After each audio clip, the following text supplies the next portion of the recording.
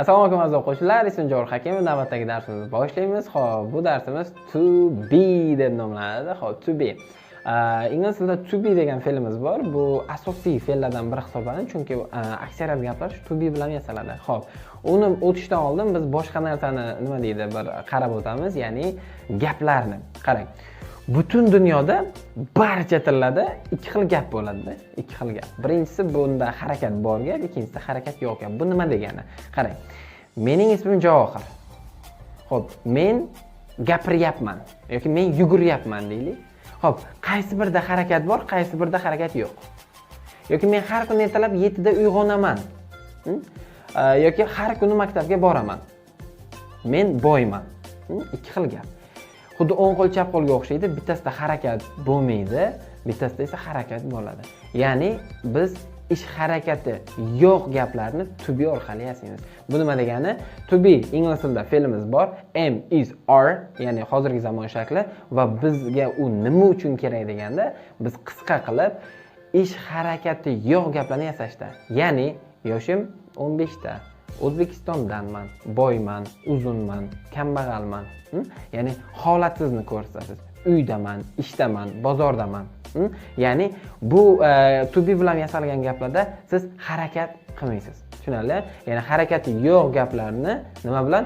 To be bilan yasaymiz. Xo'p, ana to be ning umumiy 3 ta shakli bor. Am, is, are.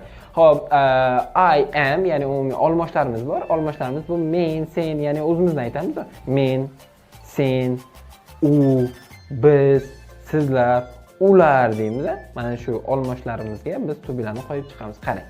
Masalan, men O'zbekistondanman demoqchi bo'lsak, men, I. Xo'p, gapimizda harakat yo'q. Ya'ni nima bilan yasaladi? To be bilan yasaladi. Am, is, are bilan yasaladi. I am from Uzbekistan. Ya'ni biz birinchi o'sha odamni qo'ydik, gapni egasi kim o'shani qo'ydik, keyin to be ni qo'ydik, keyin bu yo'qni qo'yib ketaveramiz.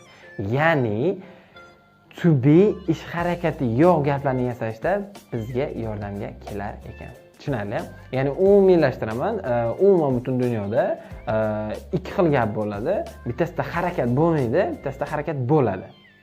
Ana shu harakat bo'lmaydigani to be bilan yasaladi. Ya'ni siz holatingizni uydaman, buyum uzun deyishingiz mumkin masalan, yoki boyman, studentman, o'qituvchiman, doktorman.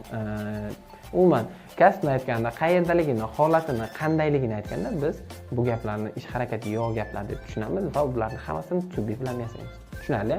Xo'p, ana endi qarang. Men boyman, men boy emasman, sen boymisan? Ya'ni 3 xil gapirdim. Bittasi plus, ya'ni u boy, yoki u student. Xo'p, ikkinchisi u student emas, uchinchisi u studentman, ya'ni plus gapimiz bor ekan, minus gapimiz bor ekan, so'roq gapimiz bor ekan. Bu mavzumiz esa to be ning plus darak shakli haqida. Tushunarli? Darak, inkor, so'roq degan tushunchalar bor. Buni oddiyroq qilsak, plus minus so'roq deb aytamiz. Bu boshqa barcha mavzularimizda kerak bo'ladigan frazalarimizdan biri hisoblanadi, plus minus so'roq. Xo'p, qarang. Biz bugungi darsimizda men Buxorodanman, masalan, men uydaman, men ishdaman, u qayerda, u qayerdan, yoshi nechida, holat gaplar, ya'ni harakat, biror bir harakat yo'q. Harakati yo'q gaplar nima bilan? To be bilan yasalar ekan. Xo'p, biz bugungi darsimizda to be ning darak shakli, ya'ni biror narsa ma'lumot berganimizda biz darakdan foydalanamiz, ma'lumotni inkor qilganimizda inkordan foydalanamiz, so'raganimizda esa so'roqdan foydalanamiz. Tushunarli? Hozir biz to be ning darakidamiz. Ya'ni umumiylashtiramiz, to be, am, is, are ish harakati yo'q gaplarni yasashda bizga yordamga keladi. Tushunarli? Bularni yana ikkinchi qismda, vizual qismda men sizga tushuntirib o'taman. Bu nazariy qism, ya'ni bizda dars ikki qismdan iborat bo'ladi. Oldingi safarlarda ham eslatib o'tganman. Bir kirish darsini ko'rishlaringiz kerak bo'ladi. Bu uchun unda aytilganki, birinchi sizga umumiy ma'no tushuntirib beramiz, keyin esa sizga vizual tarzda har birini gapda kelishi, shakli, strukturasini tushuntirib o'tamiz. Tushunarli? Bu birinchi qism edi. Qani ket. Xo'p, davom etamiz o'quvchilar. Bizda ikkinchi qism. To be ning amaliy qismini tushuntirib beraman. Birinchi navbatda biz to be ning 3 ta shakli bor deb aytib o'tdik. Birinchi qismda bular am, is va are. Am is are.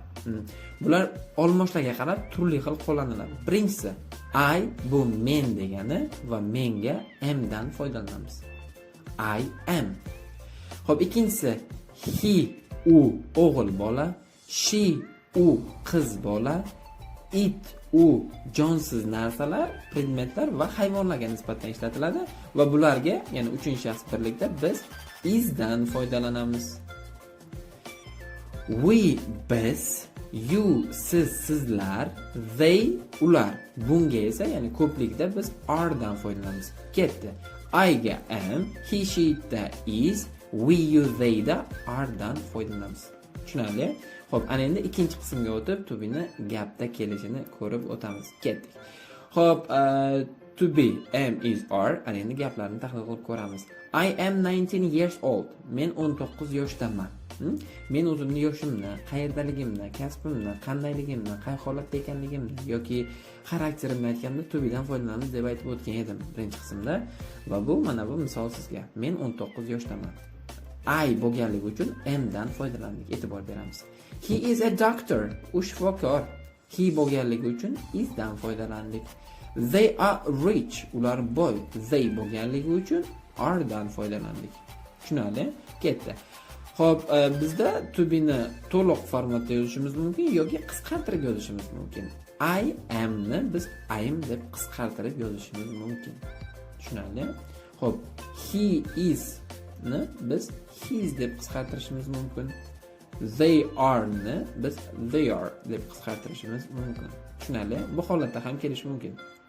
Xo'p, ana endi to be ning formulasini ko'rib o'tamiz. To be yasalishining formulasi. Formula deganda nimani tushunishimiz kerak? Siz ma'lum bir formula asosida o'sha zamonda, o'sha strukturada xohlagan gapni yasay olasiz. Xo'p, qarang. Birinchisi as bu subject ega degani, ya'ni I. Gapni boshida keladigan so'z bu ega, gapni egasi. Mana shu hamma gapni egasi birinchi so'z bo'ladi. Xo'p, ikkinchisi to be bu am is are am, I bo'lganligi uchun am. Uchinchisi noun, adjective yoki number. Noun degani bu ot, kim nima qayer, masalan doctor. Xo'p, adjective degani bu sifat, qanday, boy, rich. Xo'p, number bu raqam, ya'ni 19 years old. Ya'ni bu degani to be dan keyin quyidagi so'zlarimiz kelar ekan. Ot, sifat va raqam kelar ekan. Tushunarli? Mana shu formula asosida siz to be ning plus, ya'ni darak formasida xohlagan gapingizni yasay olasiz. Ya'ni bu deganda siz formulaga juda ham e'tibor berish kerak bo'ladi va har darsda o'sha formulani qayta va qayta ko'ring, takrorlang, yozib oling, yodlang. Tushunarli? Agar to be borasida qanaqadir savollaringiz bo'lsa, bemalol Telegram orqali menga murojaat qilishingiz mumkin. Ana endi umumiylashtirib olamiz. To be bu ish harakati yo'q gaplarni yasaydi. Am is are formalari bor va bu hozirgi zamonda albatta I ga am, he she da is, we you they ga, ya'ni ko'plikda are dan foydalangan ekanmiz. Va buni biz o'zimizni holatimizni, qayerdaligimizni, kasbimizni, qandayligimizni, xarakterimizni, yoshimizni aytganimizda foydalanar ekanmiz. Tushunarli? Savollaringiz bo'lsa, bemalol Telegramdan o'qituvchi botimizdan murojaat qiling va men sizga barcha savollaringizga javob berishga harakat qilib ko'raman. Okay, thank you very much. This is Self School Teach for TED. Bye bye.